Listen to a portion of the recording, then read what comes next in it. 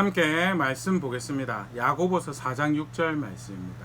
야고보서 4장 6절 말씀 우리 함께 읽겠습니다. 그러나 더욱 큰 은혜를 주시나니 그러므로 일렀으되 하나님이 교만한 자를 물리치시고 겸손한 자에게 은혜를 주신다 하였느니라. 아멘. 우리 수요일마다 함께 야고보서 살펴보고 있는데요. 오늘은 야고보서 4장 6절 말씀 함께 생각해 보도록 하겠습니다. 야고보가 편지를 받는 독자들에게 편지를 하면서 오늘 말씀은 잠언 말씀을 인용하면서 분명히 확인하는 메시지가 있죠. 그것은 하나님의 은혜로우심, 은혜를 주시는 분이시다라는 건데요. 어떤 배경에서 이 이야기를 하고 있고 어떤 상황에서 이 이야기를 하고 있는지 다시 돌아보면요. 야고보서 3장에서 우리 살펴봤지만요. 주 메시지가 이제 말을 제어하라는 거예요. 말을 제어하는 것은 단순히 신앙, 그 교양의 한 모습이 아니고 신앙의 한 모습이 굉장히 중요한 모습이다라는. 야고보서 3장 2절 우리가 다 실수가 많으니 만일 말에 실수가 없는 자라면 곧 온전한 사람이라 능히 온몸도 굴레 씌우리라 하면서 온전하게 하고 온전하게 되고 사실 예수 그리스도의 주를 알고 그를 보내신 아버지 하나님을 구원의 소망으로 하는 모든 백성들이 추구할 방향성을 일컫는 굉장히 성경이 중요한 표현이죠. 온전함을 따르고 온전함을 행하고.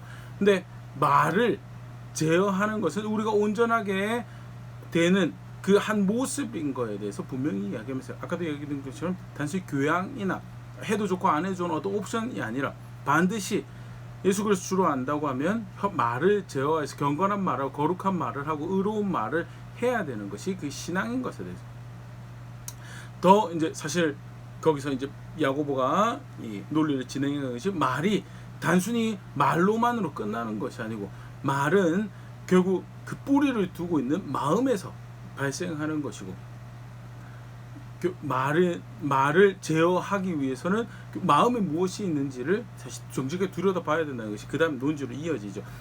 야고보서 3장 11절 12절 샘이 한 구멍으로 어찌 단물과 쓴물을 내겠느냐 내 형제들아 어찌 무화과 나무가 감람 열매를 포도나무가 무화과 열매를 맺겠느냐 이와 같이 짠물이 단물을 내지 못하느니라. 마실 수 있는 물은 결국 마실 수 있는 물을 내는 근원에 연결되어 있고 반대로 마시지 못할 물은 내는 근원에 연결되어 있다는. 한 근원을 가지고 한 물을 내는 것이 정상적인 모습이지 한 근원을 가지고 있다는데 두 맛이 나는 것은 두 물이 나는 것은 그건 있을 수가 없는. 그게 이제 12절에는 나무로 이야기되면서요. 예수 그리스도 주로 안다라고 한다면 그에 해당하는 경건한 말이 거룩한 말이 덕을 세우는 말이 나와야지 그게 예수 그리스도 주로 아는 거다라고.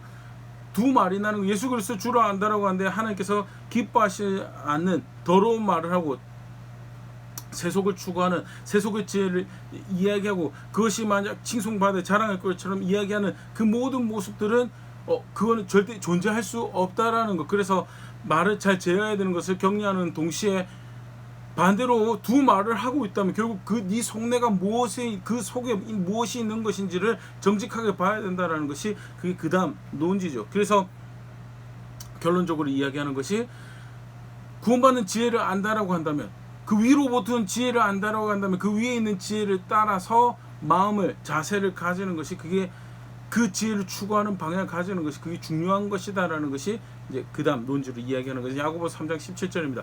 오직 위로부터 난 지혜는 첫째 성결하고 다음에 화평하고 관용하고 양순하며 긍휼과 선한 열매가 가득하고 편견과 거짓이 없나니 거룩의 기반을 둔 화평과 관용과 양순과 선한 열매가 가득하고 편견과 거짓이 없고 의로운 것을 추구해가는 그 자리에 그런 마음의 자세를 가지고 있는 것이 그것을 지혜라고 여기며 추구하는 자리에 사모하는 자리에 있는 것이 그게 신앙을 가지고 있을 때 마땅히 가져야 되고 그 뿌리에 말을 제어하는 겉으로 드러나는 표현을 잘 삼가고 좋은 습관을 가지고 굉장히 중요한 모습이 그러나 결국 그것이 신앙으로서 온전함을 추구하는 자리에 있는 것이라면 결국 뿌리에서 바른 생각과 바른 마음과 바른 지혜를 추구하는 자리에서 그것이 드러나는 것이 그게 교회와 성도와 우리의 자리에 된다라는 것이 야고보 이야기하는 거예요. 계속해서 근데 그 뿌리는 단순히 말뿐만 아니라 우리 관계에서도 영향을 미치더라는 것이 야고보 4장 1절 말씀이죠. 너희 중에 싸움이 어디로부터 다툼이 어디로부터 나느냐 너희 지체 중에서 싸우는 정욕으로부터 나는 것이 아니냐는 육체와 마음이 원하는 것하고 세상 풍조로 따라가는 그 정욕이 그 자세가 더러운 지혜가 소위 이제 나 좀 더 볼 텐데 야고보 그렇게 표현해. 그건 귀신의 지혜다라고는 그 지혜를 추구하는 자리에 있으니까 결국 거기서 뭐가 나타나느냐? 구원하신 이의 아름다운 덕을 자랑하고 그 영광을 나타내는 관계 안에서 다툼, 그 판을 싸움판으로 다투는 장으로 만들어버리는 그런 일이 발생. 결국 그 속내에서 그 속내가 잘 다루어져야 된다는 것을 이야기하면서 거기서부터 문제가 기인한다는 것을 이야기하죠. 더 나아가서 지난주 살펴봤던 야고보 4장 4절 가늠한 여인들아 세상과 벗된 것이 하나님과 원수됨을 알지 못하냐. 그런 중 누구든지 세상과 벗이 되고자 하는 자는 스스로 하나님과 원수되는 거예요. 간음이라고 하는 굉장히 심각한 범죄의 용어를 사용하면서 마음과 육신을 원하는 것을 쫓아 세상 풍조에 따른 그게 세상과 벗된 것은 하나님과 원수되는 간음이다. 그 영적인 간음이라고 표현하는 거예요. 신앙 고백을 하는데 마음이 나누어지는 그 다른 기쁨을 예수 그리스도 주라라고 하는데 다른 기쁨을 쫓아가는 그런 자세가 마음을 가지고 있는 거 그거 간음하는 거다라고. 영적인 그거는 하나님으로부터 등을 돌리는 거다라고. 그게 간음하는 중범죄가 되고 하나님과 원수가 되어지는 그 강화에 설명하는 것이 그 다음 절 야고보 4장 5절 너희는 하나님이 우리 속에 거하게 하신 하나님 성령이 시기하기까지 사모한다 하신 말씀을 헛된 줄로 생각하느냐. 하나님을 믿는 예수 그리스도 믿는 모든 성도에게 하나님 백성이 주어진 놀라운 이제 하나님 영 함께 하시는데 그가 어떤 하나님이시냐? 질투하시는 분이시다. 하나님 백성에 향해서 열정을 가지고 내 거를 내 거라고 하시는 내 소유로 내 거라고 구별되어진 미리 아시는 것을 통해서 작정하시고 그리고 때를 쫓아서 부르셔서 하나님 백성 하나님 소유 삼으셨는데 그 하나님 소유에 대한 하나님이 열정을 가지고 내 거를 내 거라고 하시는 분이시고 그러기 때문에 내가 세상과 벗되려고 하는 것을 하나님께서 뭐라고 하시냐? 너 원수다. 네가 나에게 등을 돌렸다라고 하시는 하나님이시고 그 영적인 간음은 세상과 벗되려고 마음의 정욕을 쫓아 그 삶은 그런 속내를 가지고 있는 것은 굉장히 치명적으로 문제가 되는 모습이다라는 것을 얘기하면서 결국 요지는 뭐예요? 그래서 그런 마음을 가지지 말라라는 거죠. 그 마음을 자신의 마음을 하나님 기뻐하신 것들로 가득 채우고 위로부터 온 지혜를 사모하고 쫓는 것을 가득 채우고 그 마음을 지켜가는 것이 신앙의 굉장히 중요한 모습인 것을 실제로 그렇게 자리에 있으라는 거죠. 잠언 4장 23절 모든 지킬 만한 것 중에 더욱 너의 마음을 지키라 생명이 그러니 이에서 남인이라는 말에 대해서 이야기를 하고 관계 이야기를 하는 것 같은데 결국 그 저변에 굉장히 중요한 마음의 자세에 대해서 결국 그 겉으로 드러나는 것도 중요하지만 그걸 바르게 하기 위해서 마음을 잘 다스리고 지켜야 되는 거에 대해서 이야기를 하고 있는 것이 우리가 지금 살펴보고 있는 우리가 오늘 읽었던 4장 6절 앞에 등장하고 있는 내용인데요. 그런데 그러면서 하는 이야기가 그러나 더욱 큰 은혜 주신 하나님 계신다라는 거죠. 사실은 자연스럽게 이어지는 것 같지만 뭔가 조금 함축하고 감춰진 의미가 있는 것처럼 보여지는 부분들이 있는데 그게 사실은 분명히 존재를 하죠. 야고보가 사실 앞에 이야기를 하면 전제해온 것이 있어요. 그게 뭐냐면 마음이 그렇게 사람 마음이 그렇게 잘 다뤄지는 것이 다스려지는 것이 지켜지는 것이 아니더라는 야고보 3장 14절 그러나 너희 마음속에 독한 시기와 다툼이 있으면 자랑하지 말라 진리를 거스러 거짓말하지 말라라면서 하나님 기뻐하시지 않는 귀신의 지혜라고 일컬어 세속의 지혜라고 일컬어지는 독한 시기와 다툼이 있으면 그릇된 열심이 있으면 그릇된 열정이 있으면 부끄러워야죠. 애통해야 되죠. 그게 사실은 바른 모습인데 근데 아담의 그 시체가 어떤 것이냐 그런 부끄러워야 될 것을 가지고 그걸 자랑하는 독한 시기와 다툼이 있는 거 가지고 자랑하는 자리에 있는 것이 그게 사실 우리의 실체고 그 몇몇 무리만 해당되는 이야기가 아니라 그게 사실은 우리의 이야기고 나의 이야기다라는 것이 야고보 이야기하는 이 저변에 깔려있는 이야기죠.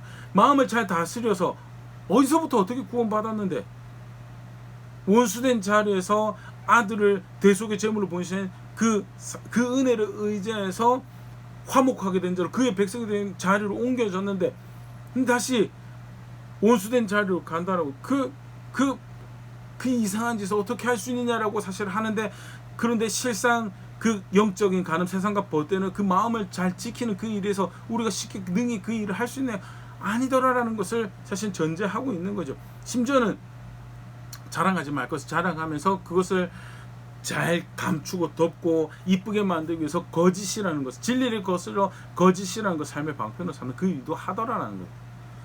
다른 성경에서 사실은 이 이야기는 단순히 여기서 이야기가 아니라 성경 전반을 통해서 우리가 확인할 수 있는 이야기.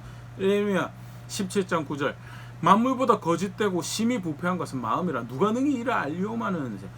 세상 모든 만물들보다도 소위 우리가 얄팍한 지식과 기준을 가지고 저것은 부패한 것, 취할 수 없는 것, 더러운 것, 저것은 깨끗한 거라고 이야기하는 그 만물보다도 더 거짓되고 심히 부패한 것이 사람 마음이다라고.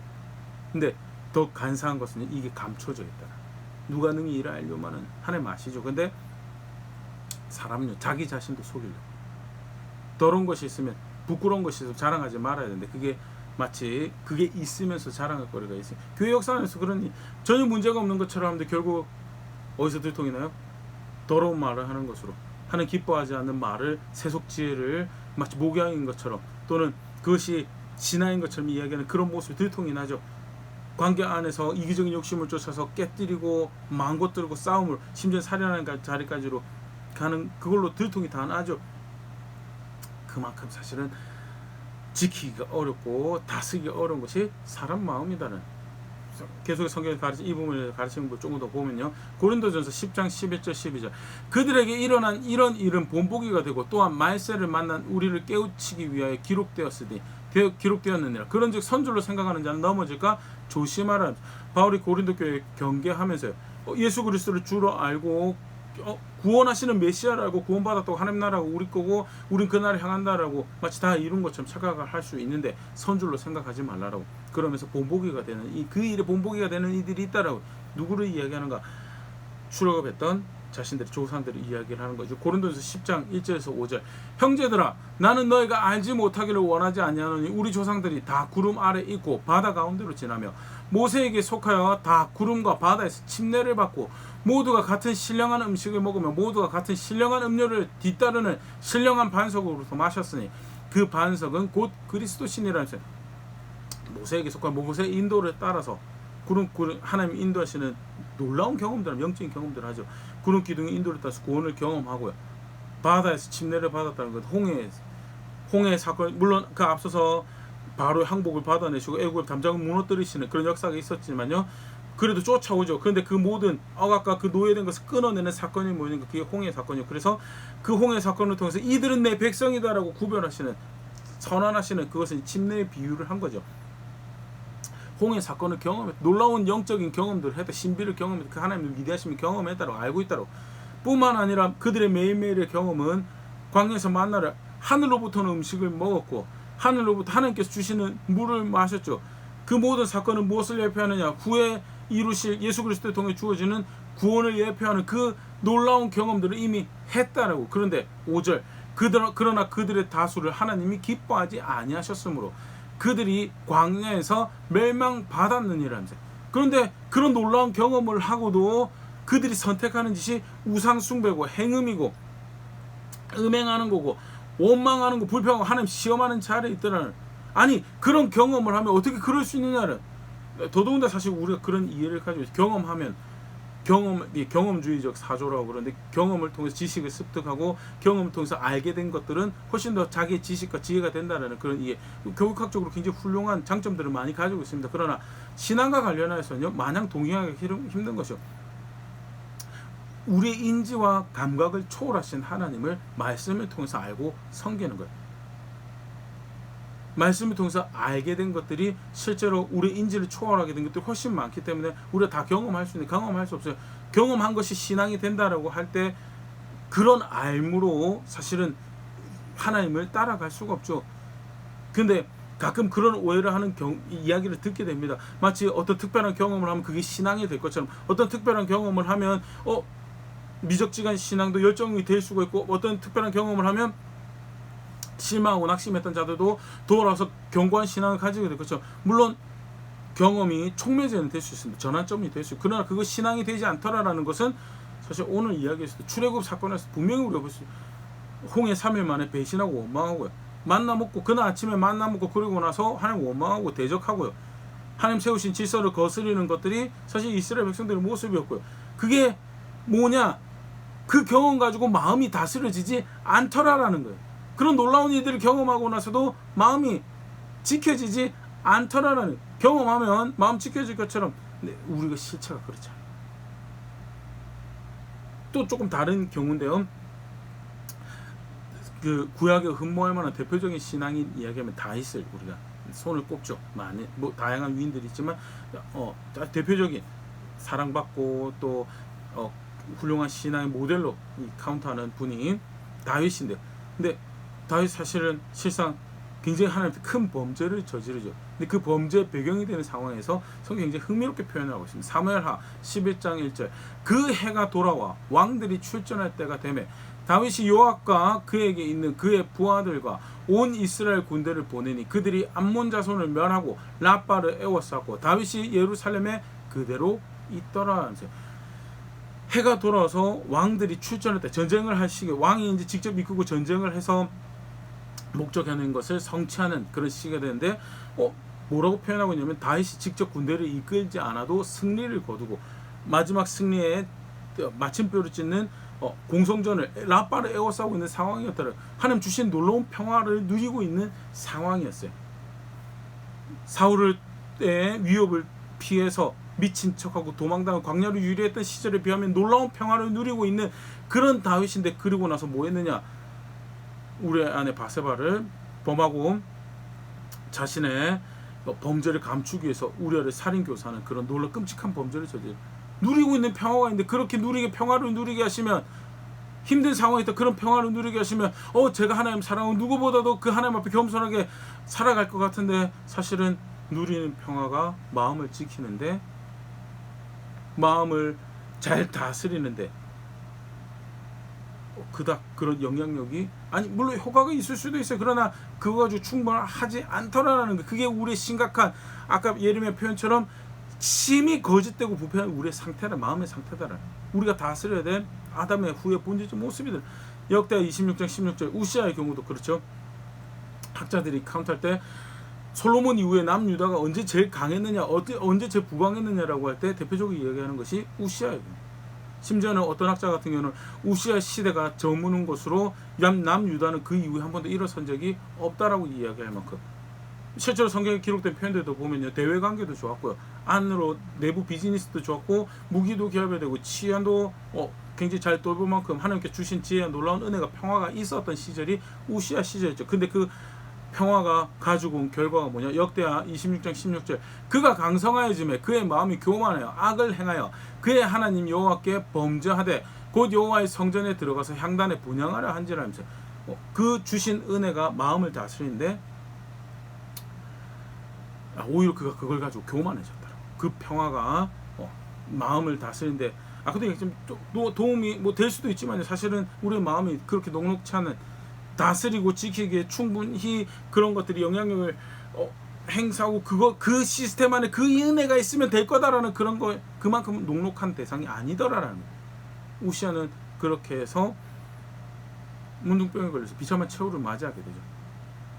또 혹자는 경험 말고, 평화 말고, 누리게 하신 평화 말고 열심히 부족해서 그렇다라고 주장하신 분들도 있을 텐데요. 로마서 10장 2절 3절 내가 증언하노니 그들이 하나님께 열심히 있으나 올바른 지식을 따른 것이 아니니라. 하나님의 의를 모르고 자기의 의를 세우려고 힘써 하나님의 의에 복종하지 아니하였느니라. 바울이 동시대 예수님을 영접하지 않은 유대인들, 소위 아브라함의 후손들, 약속 있는 백성들의 상태에 대해서 설명하면서 그들이 역시 열심히 없었던 것은 아니다라고. 열심히 있는데 그 열심 가지고 뭐하는, 자기 의 세우려고 하더라는. 의지가 있으면, 열심히 있으면 될 것처럼 생각. 우리의 마음과 치러내는 전쟁력 어려워요. 그만큼 심히 부패한 속내를 가지고 있고, 그럴 때 욕심을 쫓아서 열심을 내는 것이 우리의 속내고요. 그걸 자랑거리라고, 오히려 그걸 자랑거리 여기서 진리를 왜곡하려고 덤벼드는 것이, 그게 본질적인 아담의 후에 우리의 모습이고, 그 이해 가운데 야고보가 그러면 어떻게 이게 가능합니까? 야고보 4장 6절이죠. 그러나 더욱 큰 은혜를 주시나니 그러므로 일렀으되 하나님이 교만한 자를 물리치시고 겸손한 자에게 은혜를 주신다 하였느니라. 하나님은 어떤 분이신 줄 아느냐? 하나님 백성을 향한 열심을 가지고 있어서, 하나님에 대한 열심과 하나님 백성을 향한 열심을 가지고 있어서 등 돌리는 이들에게, 세상과 버타는 이들에게 간음하였다라고, 나를 대적하고 네가 나를 거역하는구나라고 정죄하시고 심판하시는 분이시기도 하지만요, 동일한 열심을 가지고 하나님 백성 삼으시는 그 은혜를 베푸시더라는, 실제로 그 정점이 예수님 보내주신 사건이죠. 물론 구약에 기록되어 있는 다양한 사건들도 여러 가지 그런 모습도 볼 수, 그 클라이막스가 그 은혜를, 하나님 백성 삼으시는 그 은혜를 열심을 가지고 베푸시는 그 하나님 모습을 보신 정점이 아들 예수님을 우리의 구원으로 보내주신 사건이죠. 아담을 놀라운 은혜 가운데 생명을 주시고 만드셔서 생명을 주시고 은혜로 사실 그리고 하나님 형상으로 삼으셨어요. 그런데 정확하게 표현하면 하나님 형상으로 만드셨어요. 하나님 형상으로 만드셨는데 아담이 다 망쳐버려요. 아니 깡그리 다 망쳐버려요. 오히려 사망의 저주 가운데 그 만드신 창조 세계를 몰아넣는 그 일을 하죠. 흙으로 돌아갈 거다라고 정죄하고 다 벌받는 상황이었는데, 거기 놀라운 약속을 주죠. 창세기 3장 15절. 내가 너로 여자와 원수가 되게 하고 너의 후손도 여자의 후손과 원수가 되게 하리니 여자의 후손은 너의 머리를 상하게 할 것이요 너는 그의 발꿈치를 상하게 할 것이요 여자의 후손을 통해서 머리를 깨부술 것이고 그 사단의 권세를 깨뜨릴 것이고 구원을 베푸실 것에 대해서 약속을 주십니다. 아담이 자격이 있어서요? 아니요. 뭔가 투자하면 건져낼 가치가 있어서? 아니요.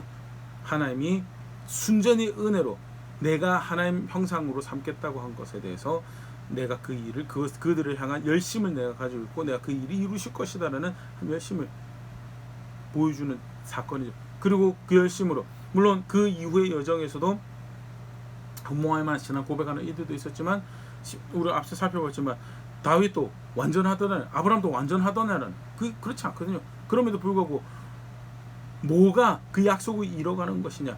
이사야 9장 6절 7절. 이는 한 아기가 우리에게 낳고 한 아들을 우리에게 주신 바 되었는데 그의 어깨에는 정사를 메었고 그의 이름은 기묘자라 모사라 전능하신 하나님이라 영존하신 아버지라 평강의 왕이라 할 것임이라. 그 정사와 평강의 더함이 무궁하며 또 다윗의 왕자와 그의 나라를 굳게 세우고 지금 이후로 영원히 정의와 공의로 그것을 보존하실 것이라. 만군의 여호와 열심히 이를 이루시리라. 하나님의 열심히 약속하신 여자의 후손을 메시아를 보내서 하나님 나라를 세워가는 그 일을 이루어 가실 것이다 라고. 아까도 얘기했지만 동일한 열심히 질투하십니다. 그래서 정죄하십니다. 심판하시고 벌 내리시죠. 그러나 동일한 열심으로 또 무엇을 하시느냐. 하나님 백성 만드시는 일을 하시더라. 하나님 백성 삼으시는 일을 하시더라. 그리고 대표적인 이야기가 지금 약속하신 아들을 보내신 그 일을 이루시고요. 갈라디아 4장 4절에서 5절. 때가 참에 하나님이 그 아들을 보내서 여자에게서 나게 하시고 율법 아래 나게 하신 것은 율법 아래 있는 자들을 속량하시고 우리로 아들의 명분을 얻게 하려 하심이라 하면서 가장 완전한 때에 완벽한 타이밍에 약속하신 대로 예수님을 보내서 우리의 대속의 구원이 되게 하시고 그 안에서 속량을 이루시고 그 안에서 아들이 되게 하시는 은혜를 베푸시더라는, 그냥 구원 베풀어 줄게 그게 아니고요. 하나님이 그 은혜를 열심을 가지시고 은혜를 베푸는 일을 하시더라. 단순히 아들이 오셔서 다 이루셔서 이제 끝났느냐? 아니죠. 하나님 영을 보내셔서 그 열심을 가지고 백성을 계속 빚어가시는 일을 하시죠. 그래서 뭐라고 해야 하면 더 큰 은혜를 주시더라. 실제로 그 질투에서 정죄하시는 일이 크냐, 질투에서 은혜를 베푸시는 일이 크냐라고 할 때 사실은 완전한 의를 행하시는 분이시고 완전한 질투를 행하시는 분, 자기 것을 범죄하지 않으시고 자기 것이라고 하시는 분이시죠. 그렇기 때문에 뭐가 더 크냐라고 이야기하는 것에 있어서 조심스럽긴 한데요. 성경을 통해서 나타내신 것만 하더라도 인류가 지금까지 범해온 죄를 다 갚으신다고. 아니 성경에 기록되어 있는 겁니다. 이스라엘 백성들의 죄만 다 갚으신다고 하더라도 사실은 일찌감치 아브라함의 후손의 역사는 끝났어야 되죠. 그러나 알려주신 대로 계시하신 대로 그는 노하기를 더디하신 분이시고 사랑이 풍성하신 분이시고 은혜로우시고 자비로우신 분이셔서 그래서 뭐예요? 죽을 자가 죽는 것도 바라지 않으시고 돌이킬 기회를 주시고 은혜를 베푸시더라. 많은 백성 삼으시는 은혜를 지속적으로 베풀어 오시고 그 정점이 예수님이시고 예수 그리스도 안에서 하나님의 영을 통하여 지속적으로 그 사람들을 아들 안에서 자신의 백성들 부르시는 일들을 하시더라. 그 백성 삼아 가시는 일을 하시더라. 그래서 야고보가 뭐라고 했냐? 더 큰 은혜를 주시는 분. 하나님이 어떤 분이신 줄 아느냐? 아니, 우리 스스로를 돌아보면 소망이 없다라고. 마음을 어떻게 다시 지속적으로 원수될 길로 달려가는데, 그런데 소망이 돼. 우리가 우리의 마음을 지킬 자원이 있고, 사실 우리 마음뿐만 아니고 포커스는 사실은 마음에 있죠. 오늘 야고보서 본문에. 그러나 구원이 필요한 우리의 전반적인 삶의 모습에서 우리가 그 구원하신 은혜를 누리는 그 자원이 뭐냐? 그 하나님 백성으로 살아갈 수 영혼을 이야기할 수 있는 자원이 뭐냐? 하나님 은혜다. 그러나 더 큰 은혜를 베푸신, 그러면서 하는 설명이 뭐냐면요, 교만한 자를 물리치소 겸손한 자를. 진짜 그 구원하신 하나님을 은혜의 주인으로 안다면, 그 은혜를 안다면 그 앞에 우리가 가져야 될 자세가 스스로를 낮추는 거죠. 간단히 살펴봤지만요, 우리 야고보서 본문 안에서 보면 다툼과 시기를 자랑거리로 알고 그 부끄러워할 거리를 감추기 위해서 진리를 거스르는 거짓을 무기 삼아서 살아가는 귀신의 지혜를 쫓고 그 죽게 만든 곤수되는 자들도 가늠, 그게 얼마나 더러운 것인지 모르고 세상과 버타고 살아가려는 자들인데, 은혜를 베푸시는 하나님 계시고 그 안에서 예수 그리스도를 알게 하시고 거룩이라는 것을, 경건이라는 것을, 의로운 것을 쫓아가게 하시는 하나님의 놀라운 섭리가, 그 구원하신 손길이 있으신 것. 그렇다면 어떻게 감히 내가 바라는 것이 있는데 하나님의 은혜를 이용해서 내가 이걸 이루리라는 그런 자세를 가질 수 있는 거예요. 그 절대 그럴 수가 없죠. 진짜 그 은혜를 안다면, 그 은혜가 나의 출발점이다라고 한 자는 이렇게 할 수밖에 없다는 것이 이제 그 다음 이야기입니다. 7절 10절 간단하게만 보면요, 7절 그런 즉 너희는 하나님께 복종할지어다. 그게 은혜를 구하는 거. 그게 나의 출발점이 은혜를 베푸시는 하나님입니다 라고 아는 백성이 살아요. 그 하나님께 복종하는 거. 8절 하나님을 가까이 하는 거지.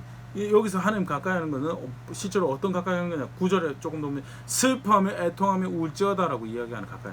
아니면 하나님 가까이 하는데 어떻게 슬퍼하며 애통하며 우는, 하나님 가까이 한다는 건요, 결국 그러니까 이제 다음 시간에 좀 더 그 부분 자세히 볼 텐데, 하나님 가까이 한다는 건 결국 하나님 뜻을, 하나님 목적을 동의해서 결국 그 말씀 따라 살아가는 거를 하나님 가까이 하는 거고.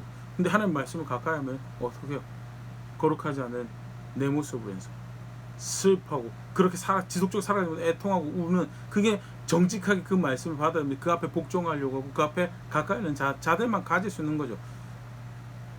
그런 자세가 없으면 백날 천날 말씀 봐도 슬퍼하지 않아요. 그냥 그런 이야기가 있었던 모양이다라고 지나가고 자기 이야기가 아닌 것으로 생각을 하죠. 네, 그 은혜가 나의 출발점입니다. 그 은혜를 베푸시는 하나님이 나의 출발점입니다라고 하는 자는 결국 그 앞에서 자신을 낮출 수밖에, 그 뜻 앞에 자신의 뜻을 내려놓고, 그가 기뻐하시는 것 앞에 자기 기뻐하신 것을 내려놓고 그 앞에서 슬퍼하고 애통하고 우는 자세를, 다르게 표현하면 성경에 그런 표현이 스스로를 괴롭게 하는 자세를 가지는, 그게 뭐예요? 그게 은혜, 그 은혜를 자신의 출발점으로 하는, 그 은혜를 구해서 마음을 다스리고 마음을 지키는 자리, 그 싸움을, 그 신앙 고백하는 자리에 있는 모습이 마지막 10절에 주 앞에서 자신을 낮추는 동일한 이해에서 그래 결국 그런 이해에서 이 이야기를 하고 있는 겁니다. 무엇을 아는 모습인가? 자격 없는 자고, 그 은혜가 나의 자원, 우리의 유일한 자원이고, 그 은혜를 알게, 그 은혜를 베푸신 하나님 알게 살아가는 모습을 선택하는 백성의 모습입니다. 간단하게 이제 조금 더 이제 바울, 야고보 의도하는 복종하는 거, 가까이 하는 거 다음 시간에 조금 더 살펴보는데요. 꼭 두 가지 같이 기억할 수 있으면 좋을 것 같습니다. 네. 충분하지 않습니다. 우리가 얼마나 충분하지 않는가, 적극적으로 우리를 찾아내시는, 그래서 아들 예수님을 보내주신 그 은혜가 아니었으면 구원을 생명을 이야기할 수 없을 만큼 충분하지 않은 존재였다는 것. 그래서 말을 제어하는 것도, 마음을 제어하는 것도, 관계 가운데 평화를 이루어가는 것도 그렇고, 내 지혜, 내 계산, 나의 어떤 가지고 특출난 어떤 경험, 어떤 누리는 평화, 은혜 감사하죠. 그러나 그거 가지고 충분한, 간단한 살펴보면 그거 충분하지 절대 그게 나의 이야기다라는 거 꼭 기억하시고, 그렇기 때문에 더욱더 의지할 수밖에 없는 게 뭐냐? 은혜를 주신 하나님, 그 앞에 낮출 수밖에 없는 그 은혜가 나의 출발점입니다. 사실은 그 은혜를 출발점을 아는 그 자리가 뭐예요? 자유로 하는 자리죠. 그게 사실은 하나님과 동행하는 것을 시작할 수 있는 자료. 내 걸로는 절대 안 되고 그 은혜가 나는 필요한 자고 그 은혜가 나를 살게 하는 유일한 나의 자원입니다. 그게 신앙. 그게 사실 말도 다스리고 마음도 다스리고 결국 관계 안에서 신앙을 덕을 드러내는 삶을 살아가는 키가 되는 겁니다. 4장 6절 간단하게 생각해 봤는데요. 말씀 앞에 다시 한번 돌아볼 수 있으면 좋을 것 같습니다. 실상 우리가 야고보가 우리 적나라하게 고발하는 것처럼 쉽게 시기나 다른 욕, 열망을 가지고 그것을 자랑거리로 살아갑니다. 이생의 자랑, 안목의 정욕을 쫓아서 그걸 자랑거리 삼아서 살아고 그걸 자랑거리 삼기 위해서 진리를 거스르는 것도 서슴없이 해가는 것이 나의 모습입니다. 나는 오늘 무엇을 향해서 결정하고 무엇을 기뻐하고 살아가고 있는지, 나아가서 그것이 원수되는 자인데 그것을 거스르기 위해서 무엇으로 의지하고 있는지, 하나님 은혜가 나의 출발점이다. 실제로 그 사실은요, 분명한, 우리가 간단하게 7절부터 10절까지 보자면 분명한 하나를 확인합니다. 결국 내가 그 하나님께서 내 뜻과 내 목적과 내 기뻐하는 것을 내려놓으세요. 그 앞에 나를 낮출 수밖에 없다는 사실. 나는 얼마나 그 앞에 나를 낮추고 실제로 오늘 우리가 읽었던 본문 가운데 슬퍼하고 울고 애통하기 위해서 걸음걸음 걸어가고 있는가. 정석의 말씀 앞에 한번 돌아볼 수 있으면 좋을 것 같고요. 정말 큰 위로죠. 하나님이 열심을 가지고 오늘 나를 빚어오고 있습니다. 그렇기 때문에 그 뜻의 그 목적에 실제로 스스로를 낮추고 복종하고 겸손해가는 걸음들을 만들어가는 우리가 될 수 있으면 좋을 것, 그렇게 성숙해져가는 교회 될 수 있으면 좋을 것 같습니다.